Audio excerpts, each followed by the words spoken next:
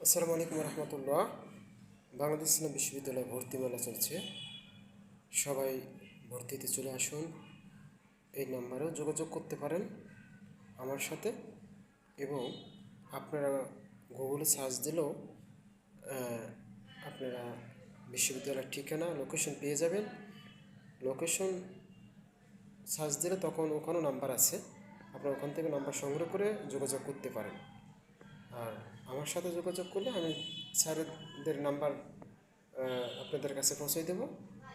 আশা করি আপনারা উপকৃত হবেন। ধন্যবাদ।